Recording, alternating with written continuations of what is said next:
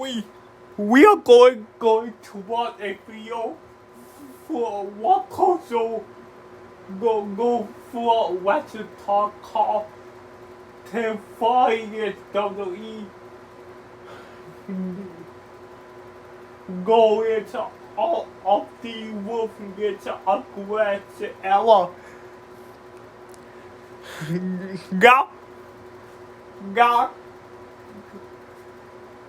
Now I grew up in this wolf into aggressive era. I am 19 years old and I will say the Air Force's any get werewolf and I think it was such a good day to 2004 where a guy got busted off hallway. Yeah, deep. But anyway, let's get it gay. Support! Western Talk. Give us a subscribe. You know what? With that documentary tells you the ruthless aggression here was really weird enough. Sarsia, look at your Sarsia. Part of grotty pop culture history that we've all hermetically sealed off with a bash and transferred very dreadful leather coats were all given a mainstream cast. But in some ways, the ruthless aggression here was so much worse for the fact it was horrendous. So which we go hell? Mainstream politics. I hate the ads growing up. Do you hate ads growing up? Got go in the card for gold. Katie Vick, oh! That was played for last, let's not forget.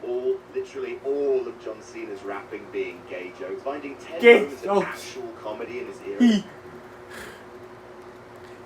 So stupid! So don't. Oh, see you it. It didn't punch down in any way. It was a goddamn struggle, but they're there. Just these are the 10 funniest WWE moments of the aggression era. Number 10, who did I just beat? Good God Almighty, talk about a burial. Mike Knox was a big tough dude without anything really going on beyond a diet Marmero. Stop looking at my pretty girlfriend gimmick. With his momentum seemingly stalls, WWE mercilessly fed him to DX. Kelly, she was hot. I want to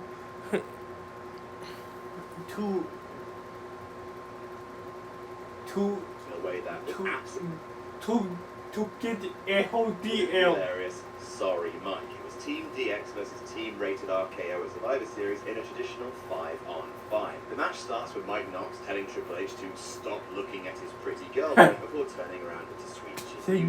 Sean shrugs, pins him, then turns back to his team and asks, "Who was that?" Wow! I think his name was Mike Knox, an ECW guy, but was he in the match?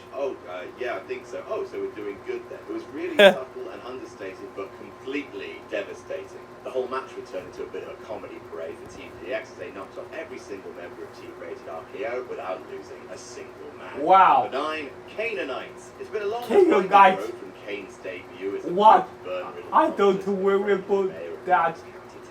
1997 was definitely the most definitive, powerful version of Kane. Slowly but surely, WWE made him more and more human.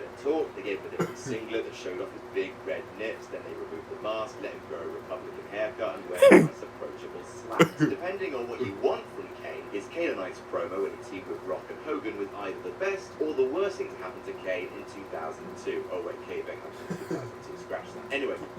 Yup, Kane. Yup.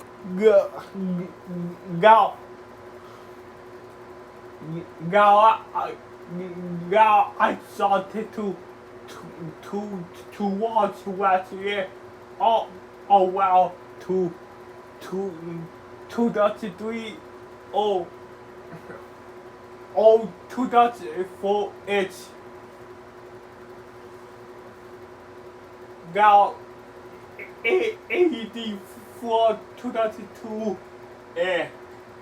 On the March 28th episode of SmackDown, which is technically still Attitude Era, but no, it isn't, Kane finds The Rock and newly faced Hollywood Hogan. What happens next is something truly special. Kane asks Rock when he's ready, then tells him it doesn't matter if you're ready. Then cuts a Hogan promo about the 20,000 Canaanites in the crowd before cracking out all of Hogan's famous poses. Yes, Kane loses a certain something in his promo, but goddamn, the Devil's favorite team is doing a perfect Rock, and then Hogan impression isn't funny, it's slightly K. Number 8, Mr. America's Lie Detector. Can Hulk Hogan do comedy? Answer, sort of, kind of. How to explain Mr. America to make it not sound. Did watch a okay gig for Hulk Hogan. So Hulk Hogan and Vince McMahon had a match at WrestleMania 19, which was oddly good as far as Grandpa Death went. Had Roddy Piper in it, always nice to see. After that match, Hogan was in kayfabe ordered to sit out the rest of his contract. Hogan re-emerged in May 2003 as Mr. America, who wore a Captain America mask, but it wasn't a breach of copyright because he wasn't a captain. Captain Peanut Butter isn't the same as Mr. Peanut Butter, is he, idiot? So Mr. America appeared, wrestled like Hulk Hogan, came to the ring to Hulk Hogan's entrance theme, and looked exactly like a more suable version of the Hulkster. No one on the show cared, leaving Vince McMahon to run around WWE like Frank Grimes running around the power plant, trying to convince everyone that Mr. America was Hogan. The peak of the stupid but actually proper winsome angle, this was the first time Hogan had done something actually new since 1996, was a lie detector test where Mr. America was strapped up and forced to answer questions, and before you ask, yes, it's exactly like that scene from The Simpsons. Mr. America somehow aces the test because Hogan has always believed it. Yes, so Vince straps himself into the chair to prove it's fake, and it's actually funny. If you're going to steal, you might as well steal from the best. Number 7, the trial of Eric Bischoff. Nothing says yes. your years of service like a... Yes, Eric Bischoff growing up. I hated Eric Bischoff so much growing up. Did you also hate Eric Bischoff growing up to get go in the cardboard goal? A nice retirement party. Some people get a gold watch. Eric Bischoff, general manager of Raw, got humiliated for an entire episode, had all the worst things he ever did repeated back to him in an honest to God. I think I remember this Trial before being AA'd and cast away. Yeah, I do. Future endeavors and all that. The trial ran through the entire episode of Raw, December 5th, 2005, and had some real highlights, including Coachman's opening statement, being that his client was an asshole, Mick Foley as head of prosecution bringing a Batman lunchbox to the ring instead of a briefcase, and adding Mr. Socko to his prosecutorial team. Get your Socko! Incredibly oily bailiff. Vince shouted shut up instead of overruled, and even Maria paying off a months-long angle of her by actually delivering She was so hard to go real before she very like co-guys aka got bitten on the NBC. Incredibly articulate testimony. It's surprisingly well acted from everyone, especially Vince, who had not yet begun the overacting himself into a prolapse era of his career that he was swiftly and nightmarishly embracing his feud against the Almighty. Raw always works best throughout, and this the Almighty God. Entire Ruthless aggression era. Number 6, Paul Heyman ruins JBL. There's been a number of yes, so you want guys to 5. Heyman may genuinely be the best or at least most reliable promo in wrestling history. Yeah, where of course took place at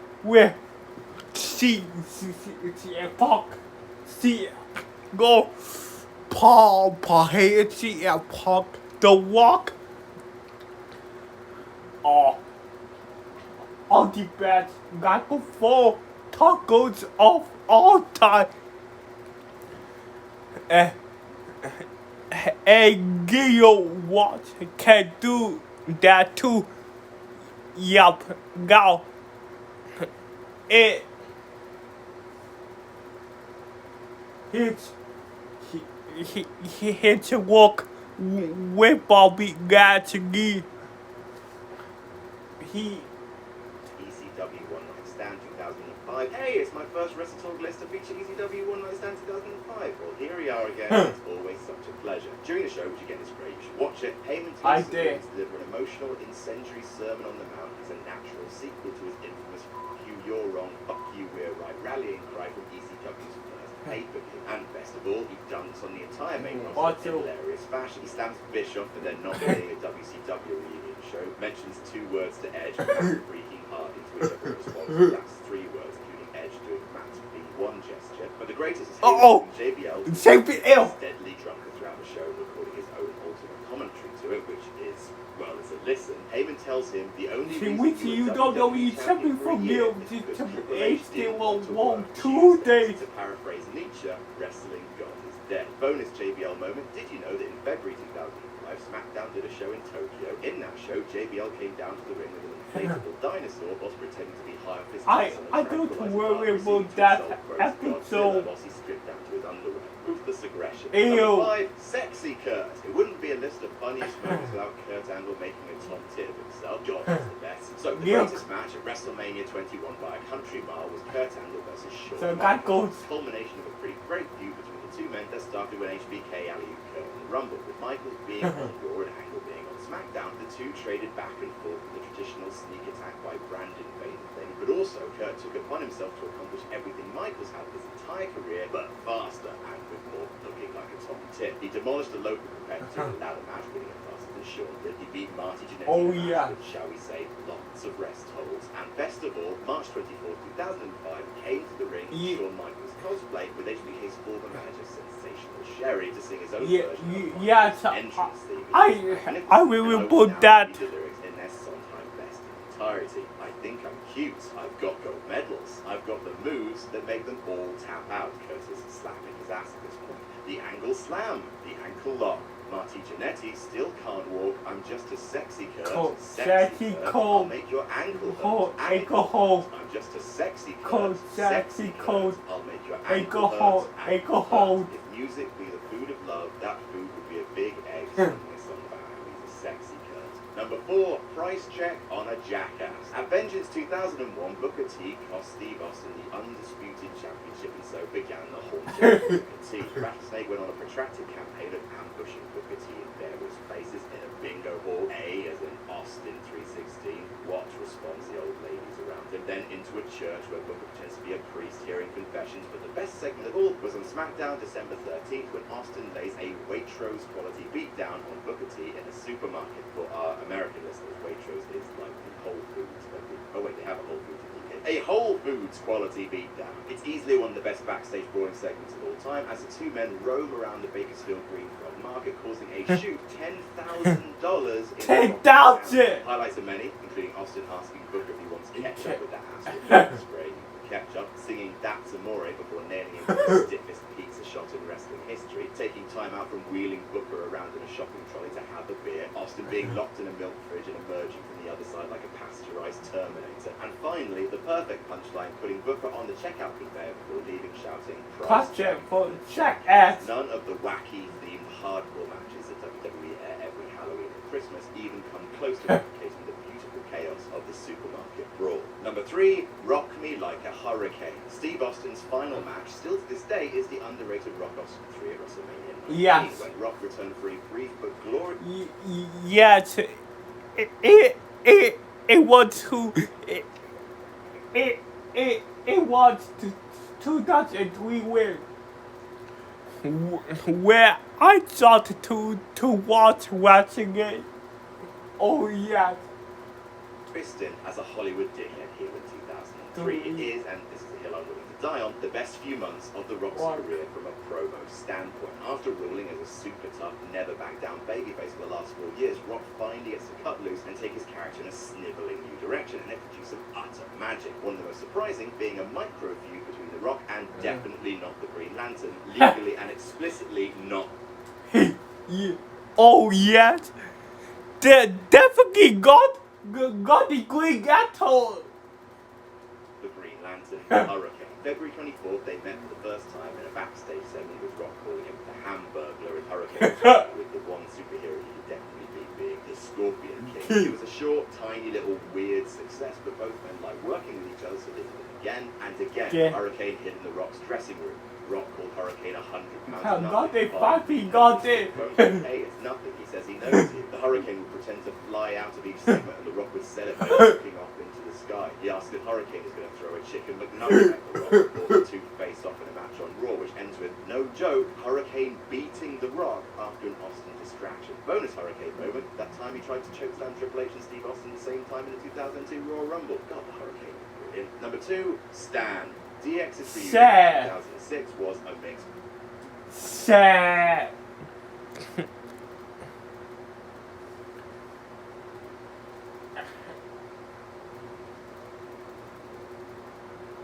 Wait. Oh, we get it.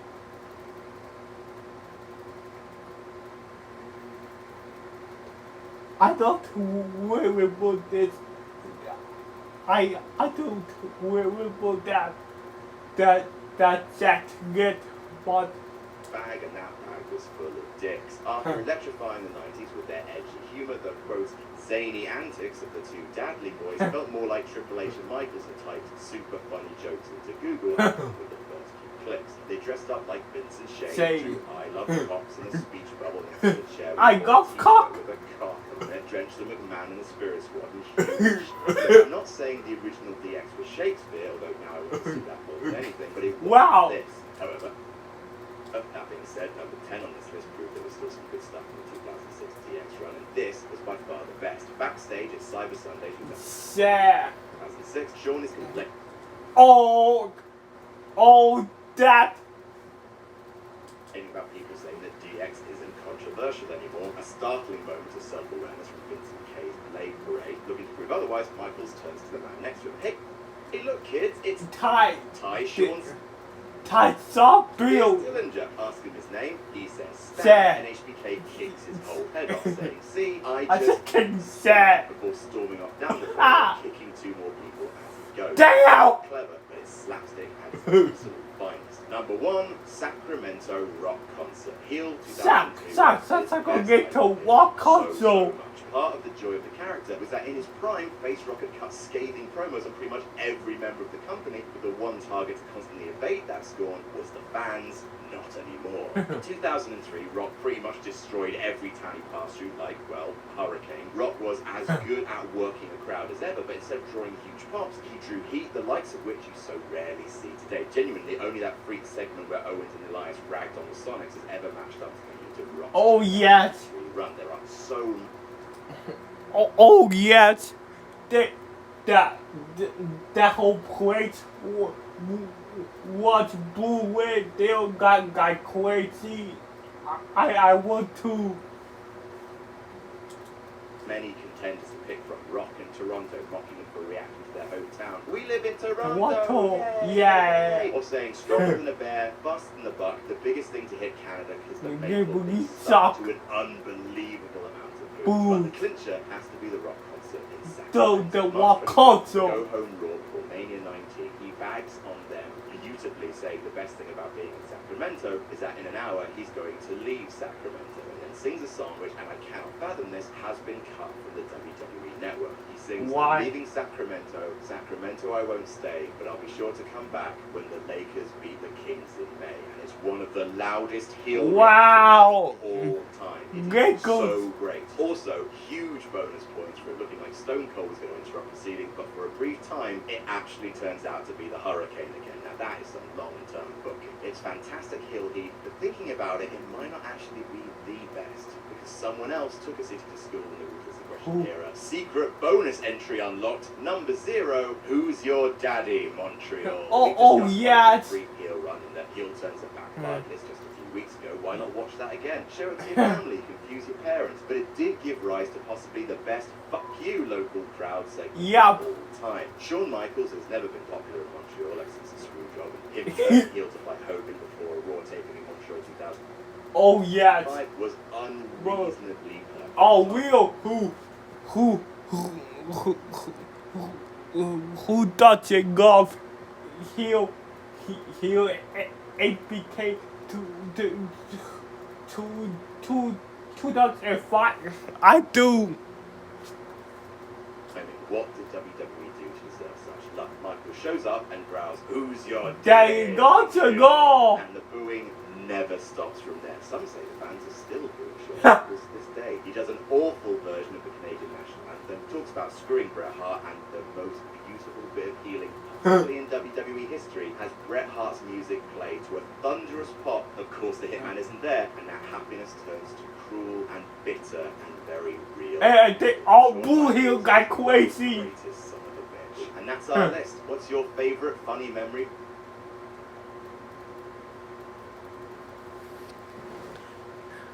Guys, thanks for watching.